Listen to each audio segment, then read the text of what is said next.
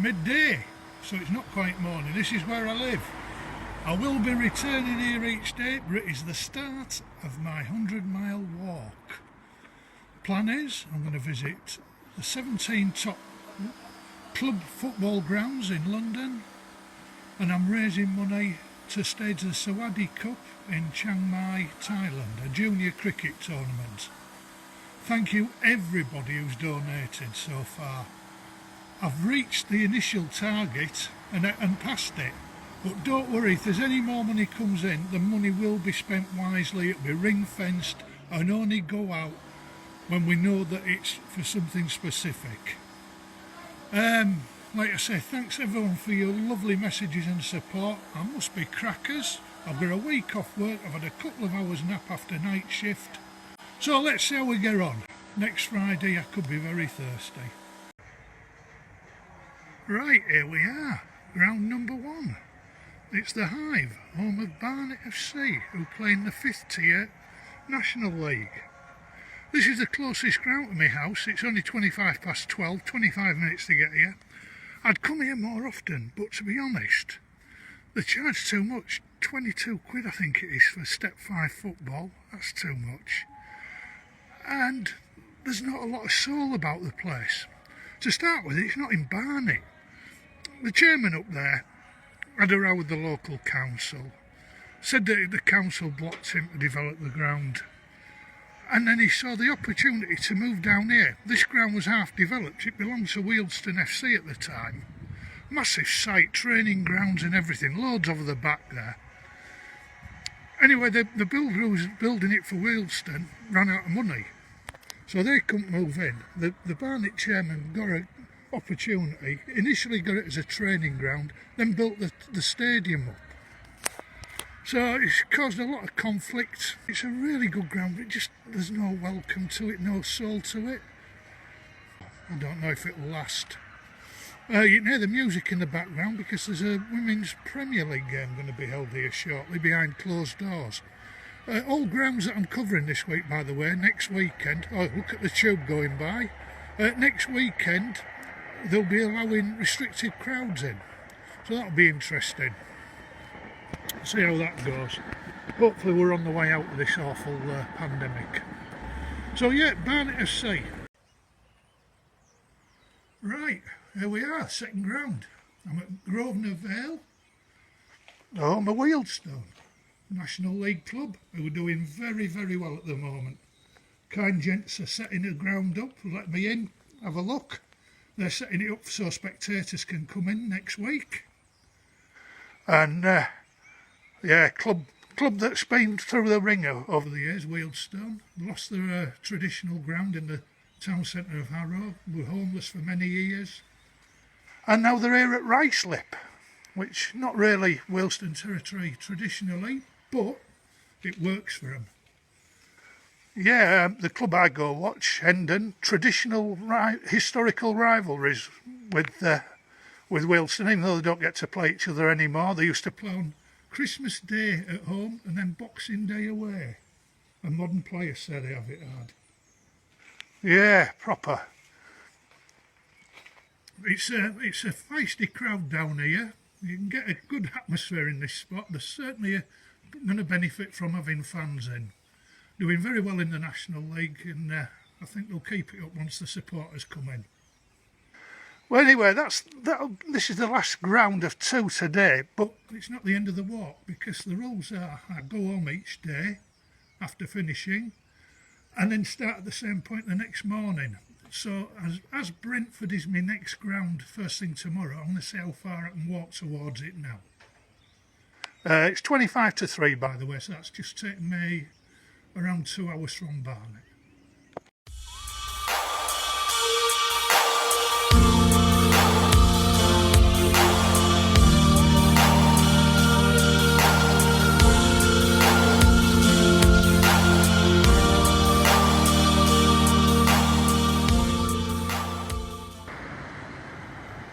Right, here we are, West Ealing Broadway, 5 o'clock.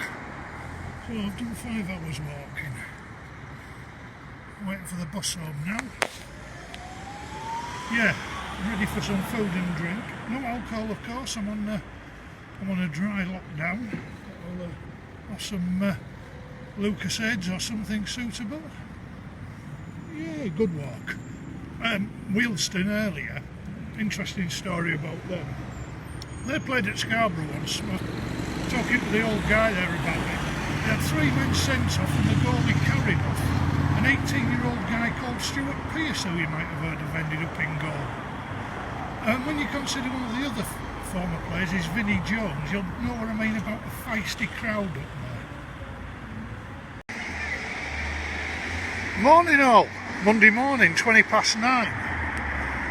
About to start day 2. I'm a bit further up the road from where I finished, but it adds mileage onto it, so no problem there. I'm at, as you can see, Ealing. Obviously the place that gave the inspiration to Marvin Gaye's biggest hit. Come on at the back there, I know it's early, but laugh along. Right, and I want to tell you a little bit about why I'm doing this walk. I don't know how many of you watching this have been to the cricket in Thailand. I guess quite a few of you are familiar with it by being friends with me. Over the years, we've tried to develop junior cricket out there so people fall in love with it and progress. A guy called Maurice Bromley was one of the forefathers of the Chiang Mai Sixes. He introduced a competition called the Sawadee Cup in 2000. Now Maurice recently passed away and it looked like the cup wasn't going to go ahead. One of the local coaches who normally runs it isn't doing it this year, but thankfully Richard Lockwood has stepped into the breach. The Sawadee Cup is basically a softball competition. It gives all the kids that we can gather up in Chiang Mai the chance to an introduction into cricket. And we want them coming through. It just makes a difference. We're so lucky. We have so much stuff here. We've got everything. Just make a difference to kids and get them involved in a game that they'll love. And it makes such a difference to the welfare playing team sports. I don't have to tell you guys that, you know it. Right, like all good DVDs, we have bonus tracks. Now if I was doing this walk a few months ago, this would be ground number 3. Look at it, hemmed in, terraced houses all around. Griffin Park, Brentford. Quite emotional really. This was closed down last year. The fans didn't get a chance to say goodbye because of the lockdown. The last few games here were played behind closed doors. I came to one of the bigger grounds on my own. We were on a family holiday in 1980 when I was a young one. Came down here, a young Peter Beardsley starred for Carlisle United in a 3-0 win. I've been here 10 times since, been with Hull City a few times, Scarborough, and down as a neutral over the last few years, since I lived down here. Now if I'd have met some of the guys from the Cricket Sixes in Chiang Mai a few years earlier, this could well have been my spiritual home. I like the place, I like the fans. Of course this ground, a pub on all 4 corners. There's one down there, the Princess Royal, we'll go a bit nearer in a second. And loads of pubs in the neighbour. It's a proper London area. You know, you're surrounded by houses, local support. Great atmosphere down there, especially under the lights. You know, thousands of people walking along these terrace streets to the game. And yeah, quite sad. All things have to move on. I mean, look, Club Shop, it's an old house. One of the pubs there, the Princess Royal. And yeah, they've moved on. All things have to move on. I mean, it was without creature comforts was Griffin Park, but you could stand up in terracing still there till the end. You know, little cubby holes for toilets and refreshment huts. It was proper football, like I was brought up watching.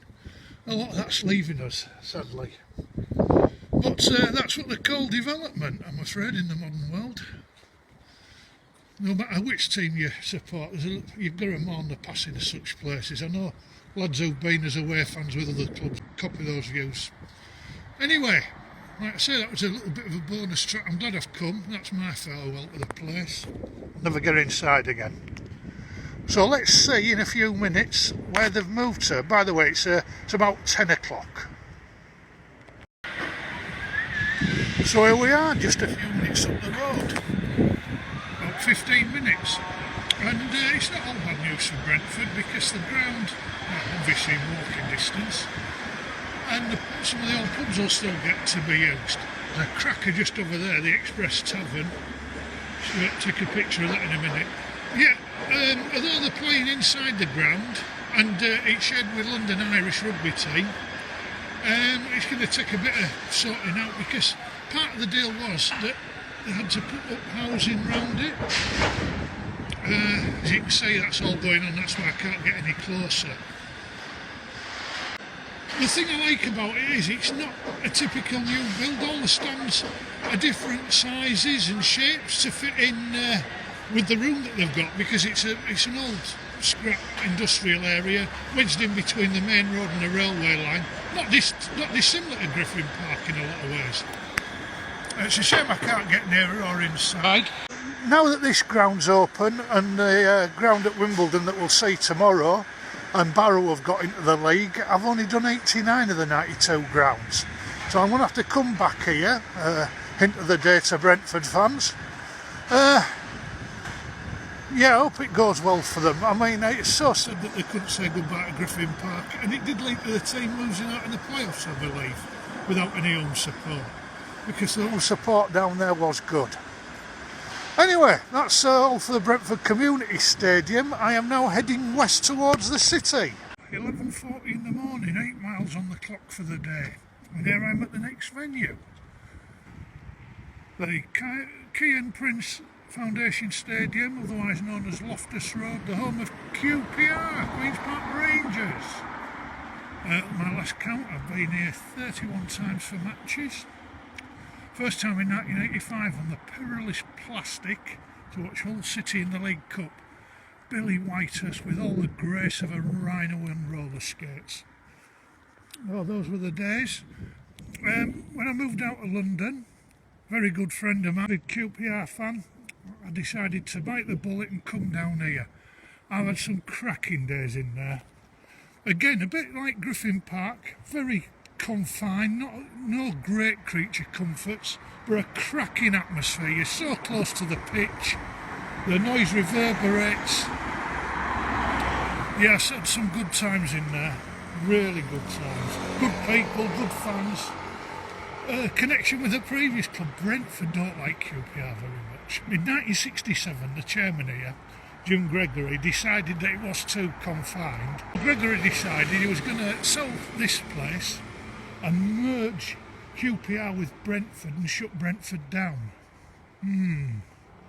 Yeah, you can imagine how that went down. They're still angry about it now, and they say Northerners are stubborn. Anyway, good news is that QPR fought off a merger with Fulham as well. So yeah, QPR, very, very commendable, named it after a young man who was killed in a stabbing incident. So they named the stadium in his memory. Raised money for his foundation. Yeah, been in that end quite a few times. Like I say, not a lot of creature comforts, but cracking place. Good times in there when Leyton Orient was manager. That was a team. Adulterapt. Some great players there. They came so close to winning the league in the 70s. Stan Bowles, Jerry Francis, Rodney Marsh before that. Les Ferdinand after.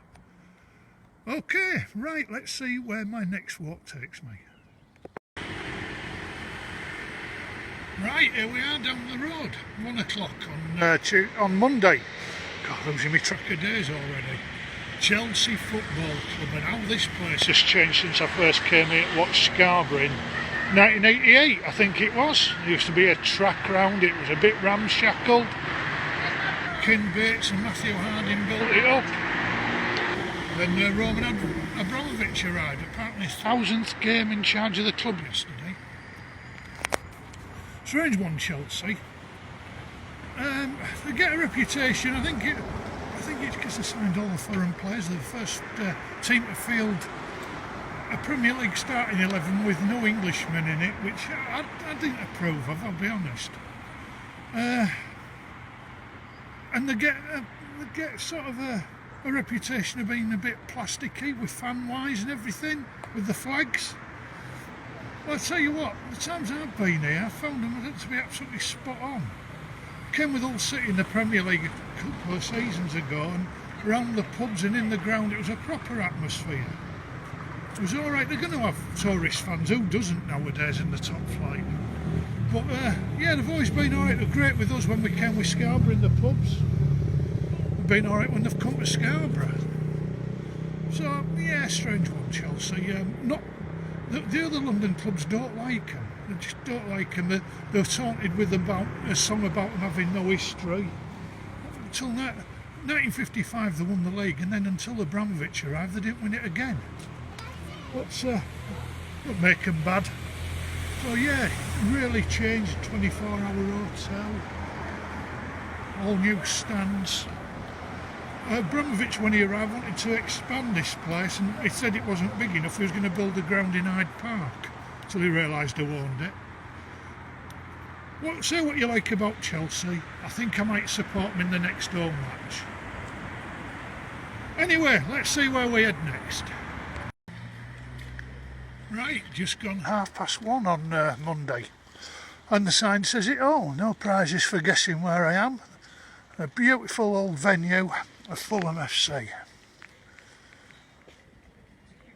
Been here 14 times to watch games. I've been in the home end a few times. Next game, Liverpool behind closed doors. Yeah, 14 times I've been here, and I've been in the away end with Hull City. I've been in there with Newcastle, Kevin Keegan's last season. My first time here was with Leeds. That was an eye-opener, I can tell you. And I've been with Scarborough. Yes, Scarborough used to play here in the league, believe it or not. Seen them win here. Oh, the home fans were a bit grumpy that night. But the fans generally are pretty good. Pretty good football fans, knowledgeable.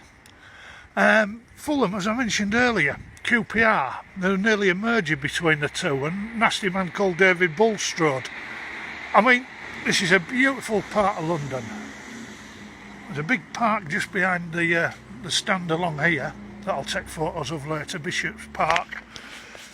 And the plan was to knock this place down, share with QPR and sell this place for housing. Now fortunately, people have got their act in order. Jimmy Hill in his day was chairman here particularly. There's a preservation order on this beautiful old brick stand and the cottage.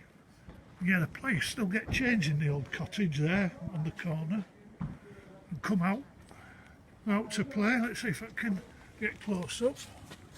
Not really, but it's an old place. Lovely memories here. There's a big new stand going up to allow a riverside walk as well, and they did it just before COVID. So while the ground's been shut, the new stand's been going up.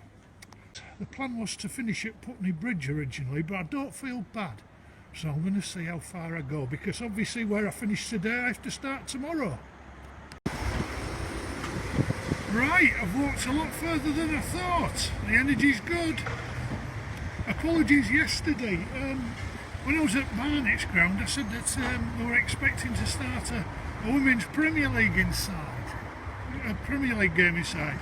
I got it wrong. When I got home I realised it was Barnet in their FA Cup tie against MK Dons. MK Dons. A handy segue, because here I am at the home of AFC Wimbledon. As you can see, it's still being built. The ground's okay, it's open for matches, but the surroundings are being built. A little bit like Brentford, part of the deal was that they put houses up around it as well. This used to be the site of the old Wimbledon Stadium, used for speedway, stock car racing and the Greyhound Derby for many years. Now then, the reason that they're having to build this ground, a long story, get ready, get your seatbelt on. Just up the road from here, behind that garage, you see some flats. That is where Wimbledon used to play. They had an owner called Sam Mann. he decided that they couldn't get enough people into that ground, so he moved them to Selhurst Park to share with Crystal Palace, more of which tomorrow. When they were down at Palace, at Selhurst Park, he tried to move the club to Dublin, but the authorities were having it quite rightly. He sold it to some Norwegian owners who came up with the bright idea they were going to move to Milton Keynes. An FA panel disgustingly let them get away with it. Now the locals around here weren't particularly happy, as you can imagine. So, out of nowhere, down at step 6 of non-league football, the 10th division in England, they arranged trials on Wimbledon Common, put a team together and got into the Combined Counties League. They've won 7 promotions since then in the last 16 or 17 years. They managed to get permission to build the ground here on proviso the flats went up. So here they are, back after 25 years in Wimbledon. Now, when they restarted, they obviously didn't have a ground in Wimbledon, so they managed to share with Kingstonian up the road, who also had dodgy owners. Wimbledon managed to buy the ground to get it away from the asset strippers there, allowed Kingstonian to play for a peppercorn rent, but when they needed the money to build this spot, they had to sell the ground at Kings Meadow. And they've sold it to Chelsea, who use it for youth team football and ladies football, but have kicked Kingstonian out, so they're homeless again. But it's great to see Wimbledon back in their own place. Another ground I've got to visit. Hopefully it'll be a bit tidier when I do get here. Apologies if any Wimbledon fans had arranged an open top parade for me tomorrow. I'm a day early. That's life. Right, that's all for today, folks. All for Monday. It'll be around 18 miles by the time I get home. Maybe just a bit over. There I am at Wimbledon station. I did a bit extra from AFC Wimbledon to here. Further than I thought, and it was a bit of a struggle if I'm honest. But never mind. Makes it easier for tomorrow. It's been a cracker today. I was really looking forward to today's one. I sort of knew where I'd be going, and some famous football grounds in there. Tomorrow not as football heavy, but interesting all the same because I'm into a bit of uncharted waters.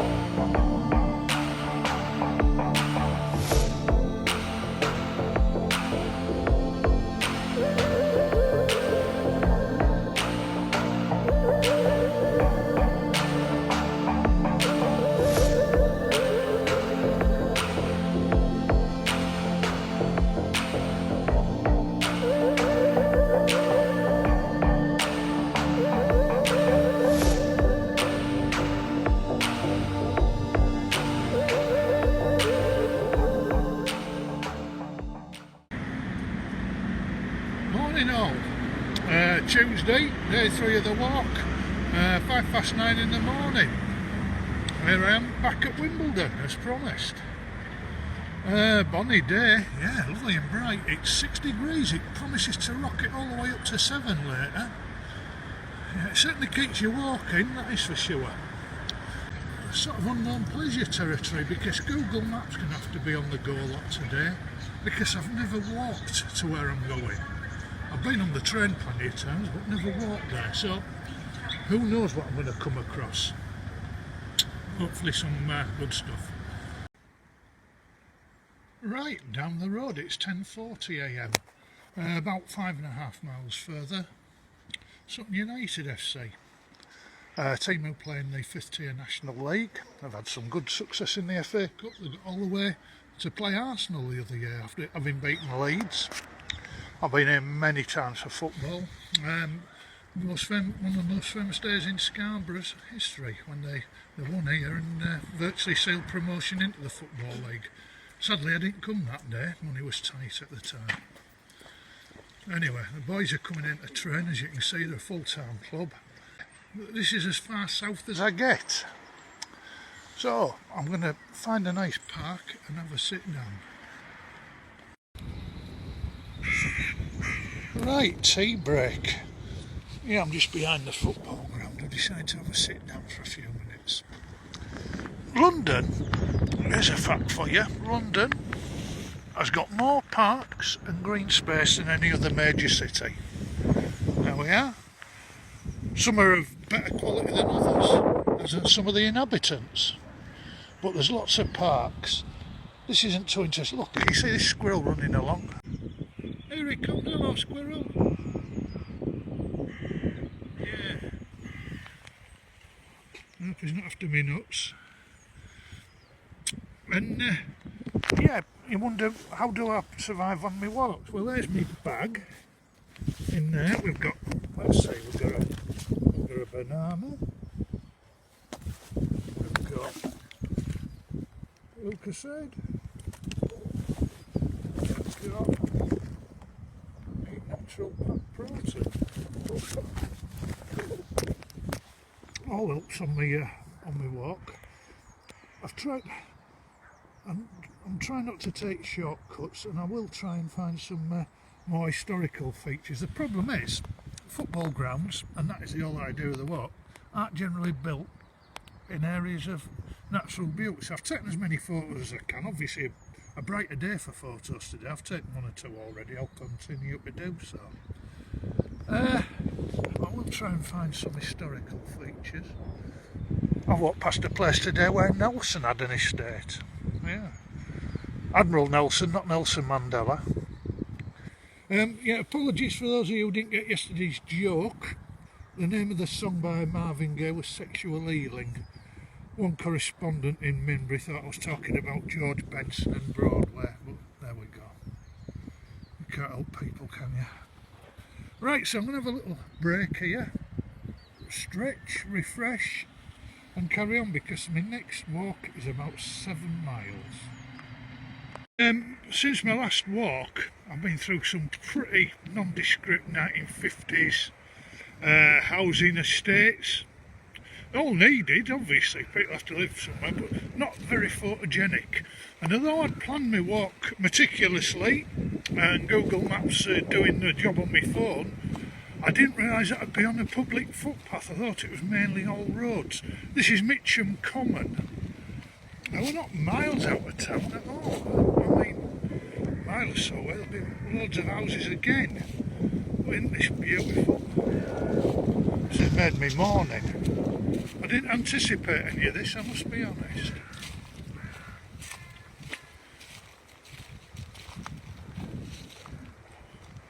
It's the sound of birds and nature.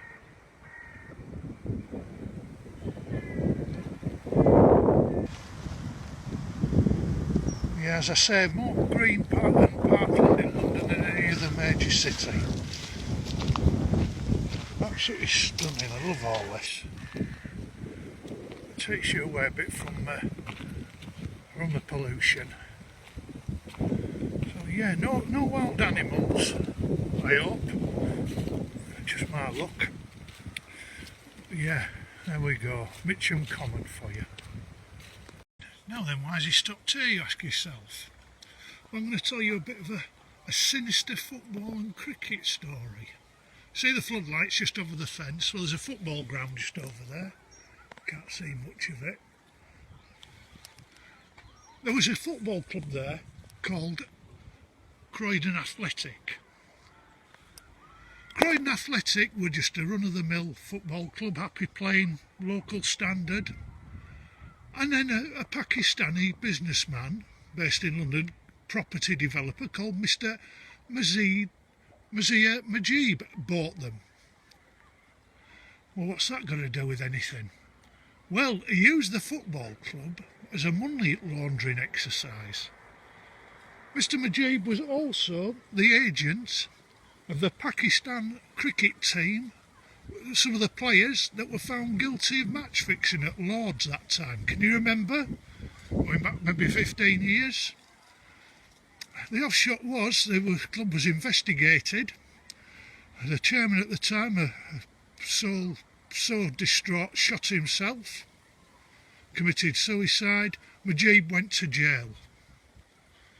If there is any good news, there is a new team, imaginatively called AFC Croydon Athletic, playing there now. Well, it's locked up and everything, and it's a bit of a detour, but just thought you might be interested. Very sinister football and cricket tale. Right, just gone 1:30 on Tuesday.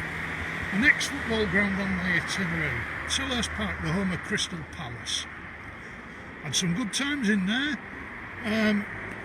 It's where Wimbledon had to play for many years before the owners were disgracefully allowed to sell and go to Milton Keynes, 60 miles away. Charlton Athletic, who I'll chatter about tomorrow or Thursday, they had to share here after equally dodgy owners stuffed them up for a few years. But yeah, it's not, I don't mind Palace, I'll be honest, but a lot of London fans don't like them. There's tales of people coming here 4 years ago and still stuck in Croydon trying to find a way. It is a bit of a pig in by public transport, let alone on foot, but yeah, I've always found them alright. Had a great day in there with Hull City, with the lads, and as a neutral. So yeah, another club that Neil Warnock's quite popular at. Yeah, he's got a few. Right, I'll see if I can find you a bonus track and a bit of history shortly before I finish the walk. One was to go from Selhurst Park straight to Beckenham Junction. But history, I promise you, so history you're going to get. Now, those floodlights down there, that's not the football ground I've just been to. That's Crystal Palace Arena, National Athletic Stadium, until the Olympic Stadium was built. Lots of world records broken in there, all the stars of the day have run there. Now, as I spin round, you can see the TV transmitter and that ironwork behind me. Now, up on that bank was something called Crystal Palace, surprisingly enough, after the area named after it. Basically, there was a massive glass construction built in Hyde Park in the centre of town for the Great Exhibition of 1851. I have researched this, by the way, I don't know it all. And after the exhibition was over, they wanted to dismantle it. Now, people said, well, that's crazy, you know, we can't be doing that. Let's put it somewhere else. So, they developed this amazing park at the highest point of South London. Enormous place, as you can see. Lots of ornate brickwork, and you see down on that grass there, and even further down towards further down where the Athletic Stadium is now, that used to be the home of the FA Cup final. There was a stadium in there, held about 70,000. Pretty basic, you know, grass banking and whatnot. It also held first class cricket. There was a team W.G. Grace form called London County Cricket Club who played there. Kent have played there a little bit. The motor racing held in here in the 60s. The Italian job, the great Italian job. Some of the scenes where they blew the minis up when they had the accident, that was on that long stretch of road there. History abounds. Now over the other side, there are fleeting glimpses of the centre of London. Nowhere with a... It's a shame there's no real sort of viewpoint to take photos, which is a shame. The whole area is fantastic. I recommend it, especially after lockdown's finished. Get yourselves up here. The high street further up that way. Some great independent shops and pubs. It's like a little village all of its own, and some of the history and views around here, breathtaking. And a fair walk back down, a good walk back down to the city. I mean, obviously I'm going to go that way somewhere, I think, to Beckenham Junction. Fortunately it'll all be downhill, or most of it. But yeah, there's your history. Crystal Palace Park. If you haven't been, make an effort. Right, I'm on the train back to London now from Beckenham Junction. I'm done for the day, just over 16 miles. If it hadn't been lockdown rules, I was going to stay in a hotel about 3-4 miles back down the road, make tomorrow easier. But it's not to be. I'm heading home now, back to Kingsbury. Again, not ideal really in lockdown, but I'm doing my best to adhere to all the rules. And I'm doing it for a good cause. I've got my Chiang Mai on, as you can see. So, yeah, just heading back now. I won't lie, I do ache a little bit. I can't wait to get my feet into the bath. and have a good meal. I mean, I'm no fine dining expert, but that sausage roll I've just had from Greg's, oh Jesus, worth a million.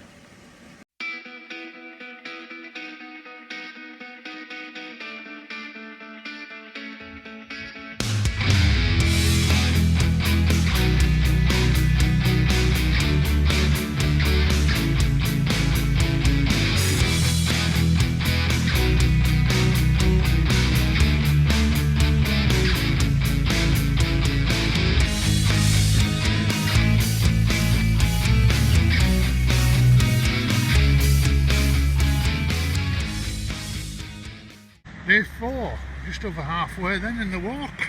8:20 in the morning and I'm back at Beckenham Junction. It's not a bad area, isn't Beckenham? It's a long time since I've been here. I came for a T20 cricket match in the early years of that competition to watch Middlesex. Seem to recall it was alright, yeah, it seems okay. Anyway, yeah, I started a bit earlier. Once you're out of bed, there's no point in sitting around. I thought I'd get an early start because today's a big day. This could break the back of it. Aim to finish at Woolwich. If I can get any further, that'd be a massive bonus. But the knees are hurting a bit, I'll admit it. But my feet are okay, not bad. Well, I just want to talk to you about the worth of getting exercise. When I started this walk, I was a bit under the weather. I sweat a lot of it out to be on Sunday. I don't think I had the COVID or anything, but you never know who's had that. Who can tell with the government track and tracing and what have you. Anyway, I got stuck into it and I felt a lot better for it on Sunday night. Got straight in the bath and everything. And I've been a bit down last week. I suppose it was nerves of doing this. The fact that I should have retired really a week or so ago from work in my original plans. Just general malaise of all this COVID thing. It gets to you occasionally. It's not good, I try not to, but it does, doesn't it? Let's be honest. But the beauty of walking and exercise, I feel brand new. I really do. With eye ache, mentally I've never felt as good. It's such a good feeling. Leave your car at home, folks, to go to the shop. Try and do a little bit. It don't have to be enormous amounts, just a few stretches in the house and a walk to the shops or a walk around the park, get in some green space. But the thing is, get out there, get your radio on, listen to some music. There's plenty of ways to keep in touch with the world. Do something active. Honestly, feels fantastic. Anyway, that's the start of the day. I'm aiming now to go southeast to my furthest point in that compass direction. Literally an hour down the road. As you can see, Bromley. Football club that play in Tier 5 National League. You see how far we are in the country. Horses in the field next door. This is the furthest southeast I come. Bromley were just pottering along for years. Always a big traditional club back in the amateur days, and semi-professional football came along and they sort of got left behind until some investment came in.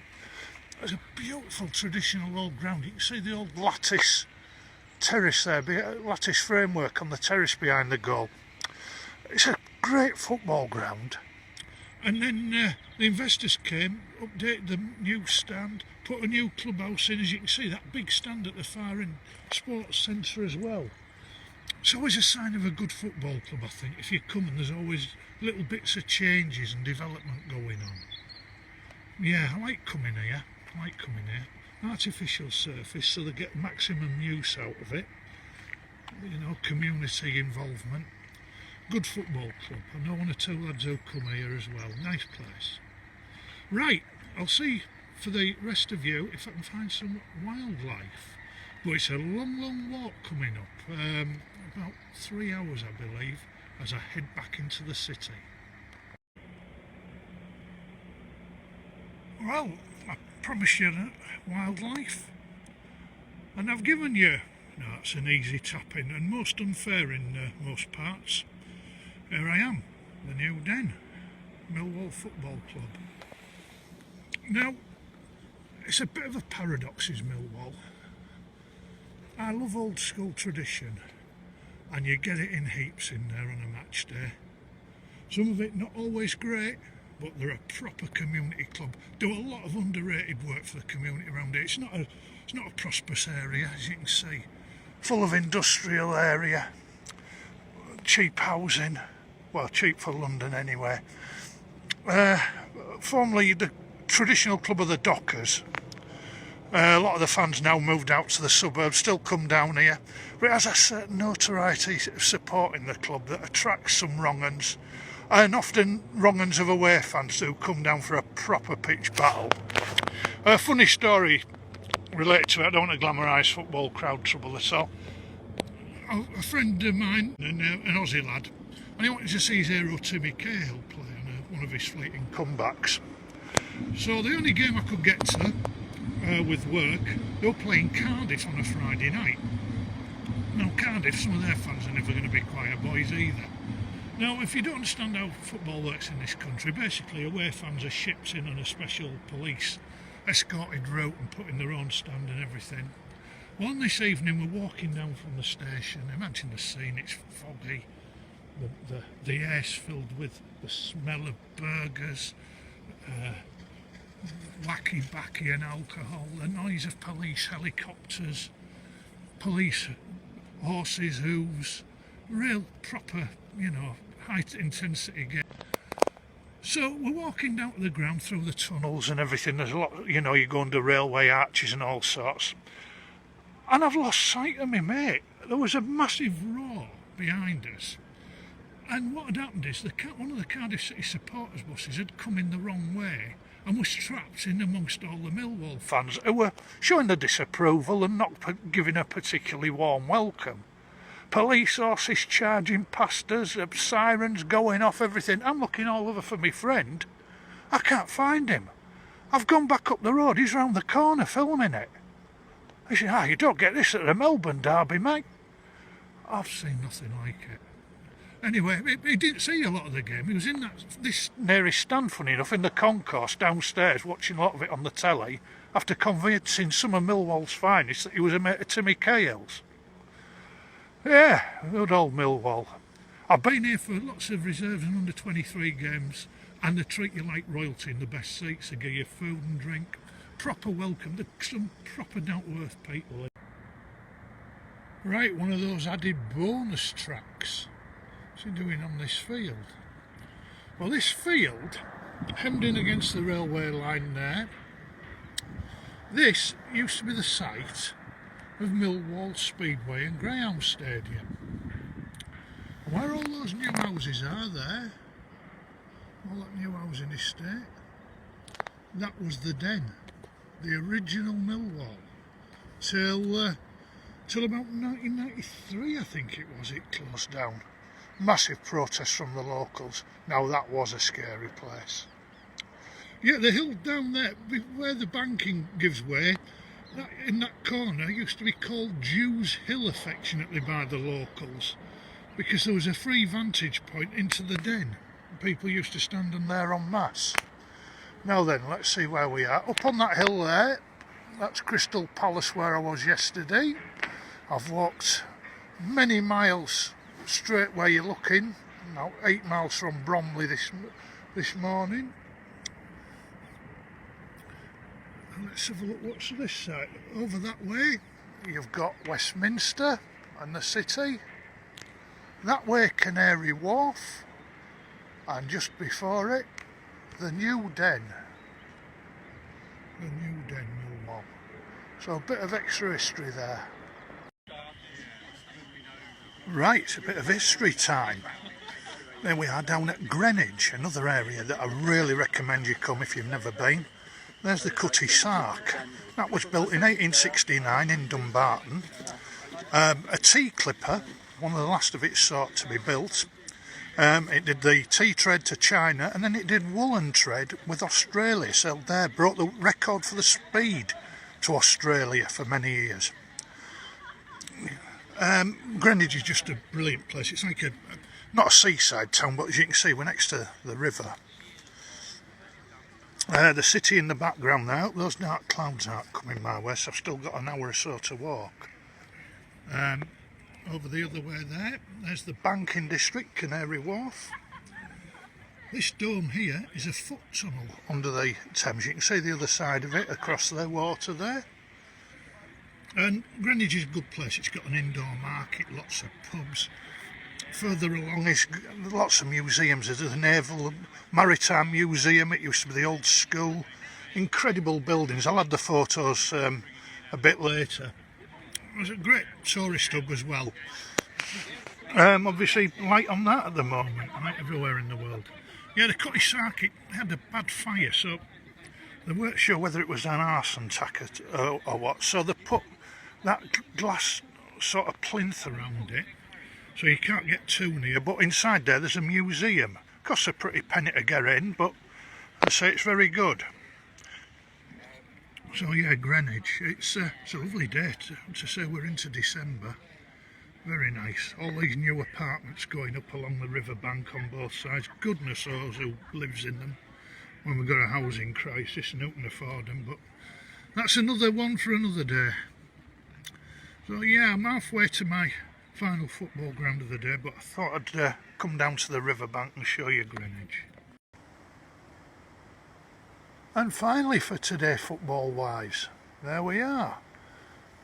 Famous old place, the Valley. Used to have crowds regularly of 70,000 in there after the war, before all the new stands went up. I had some good times in there, always a good atmosphere. The stands wrap around the pitch, it always makes a noise. It's good, it's good. Checkered history really. The Who played there in front of massive crowds twice in the 70s. And the club got themselves into debt. The ground was falling apart in the 80s.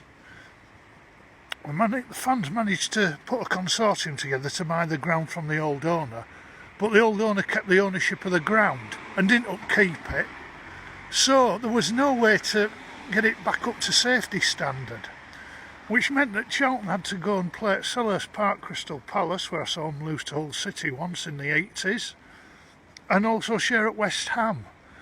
And then it looked like the ground was going to be bulldozed and built on. I mean, it was falling apart anyway. There's trees all over the pitch and bushes.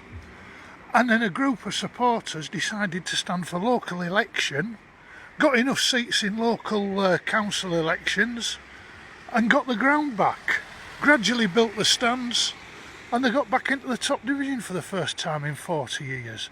Now floundering in the third level. The good news is tonight they're allowing fans in for the first time since COVID. 2,000 can come in against MK Dons.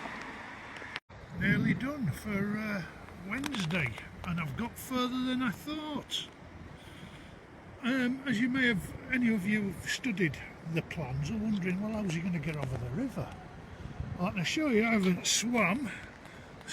That little roundhouse, a bit like Greenwich further up the road, that's the tunnel, built in 1912, joins up with the other side. Woolwich over the other side there, football factory, it's where Arsenal started out until the owners thought they could make more money in North London.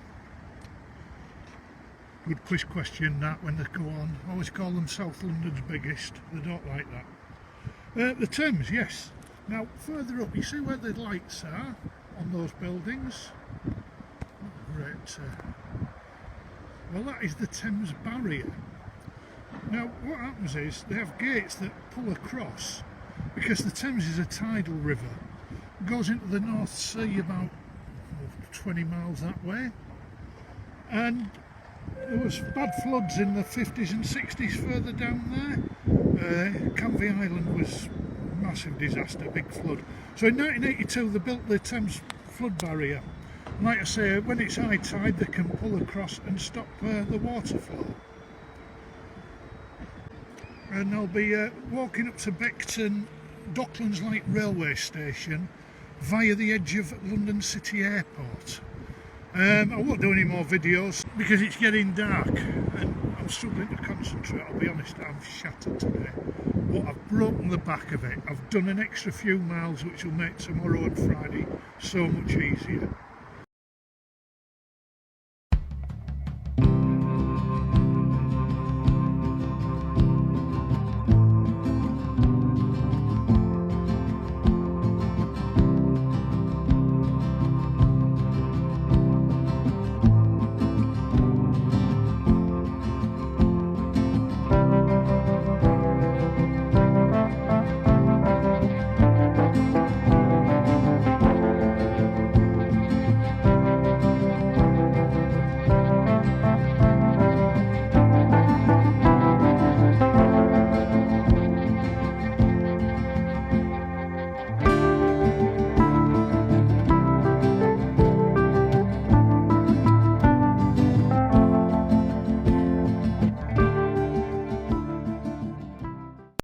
Thursday, penultimate day of the marathon walk, and here I am at Asda in Beckerton, the station just across the way there where I finished yesterday.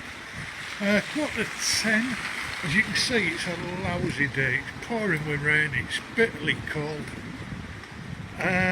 It's one of them days that, yeah, let's get it done. I'm not sure there's too many photogenic features on the route. I'm heading up to Dagenham, the furthest point east, and then the plan is to walk as far back as I can towards the city to make tomorrow that little bit easier. Somewhere around Upton Park, I would reckon, or West Ham, somewhere around that area, hopefully, to finish. Yeah, walking, I mean, obviously I put the plans together with great detail as best as I can. But, you know, simple logistics. Always try and start and finish your walk somewhere where there's going to be various conveniences that come in handy. Yeah, this morning I've come up here, bought some nutrition bars in there, and my knee and foot are playing up a bit, my right knee and foot. So I bought some Nurofen gel. I don't know how good it is. We'll find out. It might be psychological, it might just be bloody hand sanitizer, the sticking tubes, who knows. Anyway, nothing. I mean, I'm hardly a Jarrow marcher. Have a look at that on Google if you've a few minutes, if you think this is a long walk. They were rail heroes. Right, so I'm going to crack on. It's not going to get any better weather-wise, so no point moaning about it. Get stuck in, listen to some music and whistle while I walk. About 7 miles done. There I am. Dagenham and Redbridge. The furthest east I'll come. And I'm aching, I'll tell no lies. The weather hasn't been so bad, it's kept me going in a way. It's just, I'm tired, I ache all the way down. But, like I say, my choice, no problem. Now Dagenham and Redbridge are playing the 5th tier. Good football club, been here many times with Scarborough. Scarborough played him at Wembley in '77. Yeah, they've joined since with Redbridge, who were Walthamstow Avenue, Ilford and Leytonstone. So one big club up here. The ground's been done something rotten. Good setup, they dropped out the Football League. Good area and all. Nothing glamorous up here, but good earthy engine room of London, I like to call it. Good hard working people, used to work on the docks. Now in car plants, steel works. Good earthy people, mainly West Ham fans, but this is the second team. Anyway, I'm going to walk back now towards the city, which is good news, and I've got a pleasant surprise awaiting for me in an hour or so, I believe. Good night, in here, Rob. Right, here we are. Now then, I've done a bit of detour because obviously it's all about the sixes that has inspired me. Now, believe it or not, you have a quick guessing game. I'll give you 20 seconds to see if you can work out which illustrious cricket club play out in the middle there, or used to. There we are. It's a place called Goodmayes Park, but to the players of the team, for some strange reason, and I'm not going to go out there and inspect, they call it Dogshit Park. When I needed inspiring, you might recognise these two lads. In the bloody rain. Anyway, yeah, I'm going to walk to Upton Park now, where the boys are going to meet me, and I'm going to have a drink for the first time in over a month, so getting home could be quite interesting. But that's what it's all about. I'm going to get Everton tonight, Rob. These boys have inspired me. I fear the worst. Daddy check my 35 degrees heat. Anyway, I better get on my way.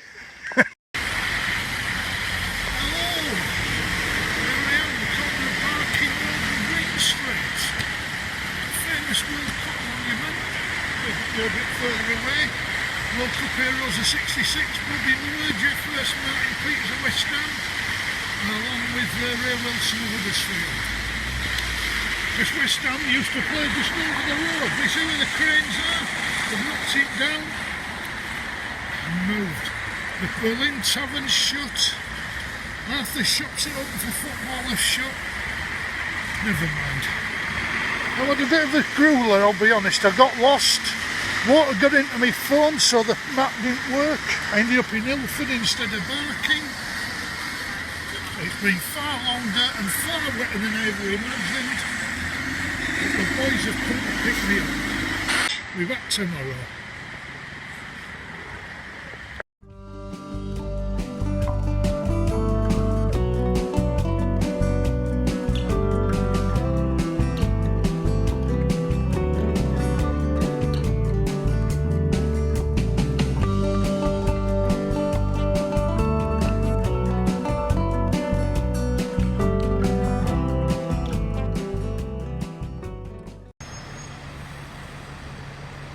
Morning, right, the final hurdle, I hope. Back here, it's slightly better weather, the temperature's dipped, but it's not raining as hard. It couldn't rain any harder. Yeah, there's the boys from the back. Seems a little bit sad really with no football ground here anymore, and it's not a great photogenic area. It's lost a lot of its soul since the football club moved on. We'll see where they've moved to in a little bit. Now it's hard to believe, but just over 8 years ago, Her Majesty the Queen came sailing up this stretch of water because she was at the opening ceremony in that place up there. That's the old Olympic Stadium, taken over now by, as you can see, West Ham United. Referred to by many fans, including some of disenchanted home supporters, the toilet bowl. Just up here you can see all the seating and everything that goes in. It's not a football stadium. I mean, you're in a different postcode in the away section from the far end of the pitch. Another sign of somebody trying to be progressive and go to the next level, as they call it. Whereas the old place down at Upton Park, where a proper community club, this place is just too big.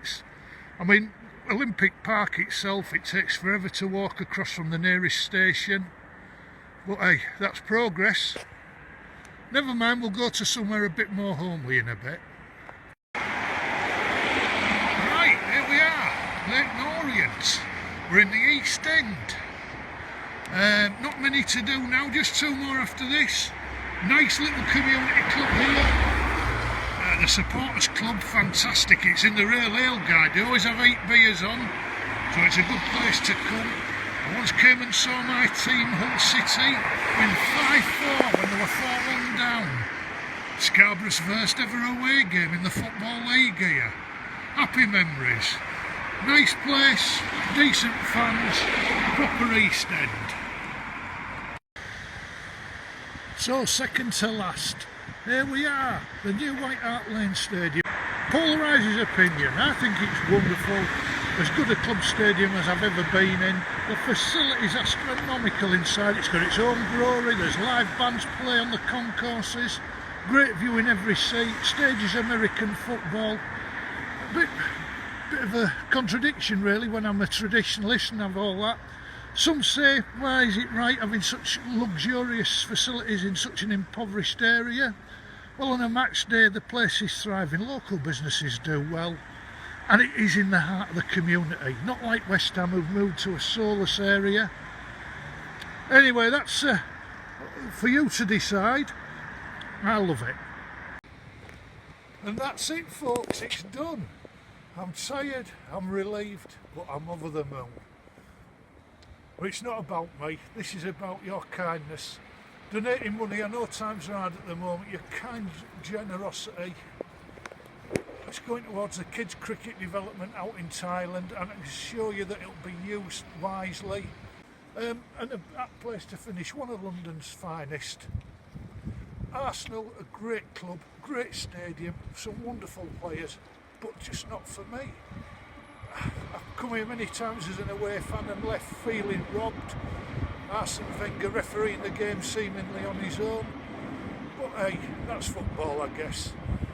But yeah, a proper club, nice place to finish.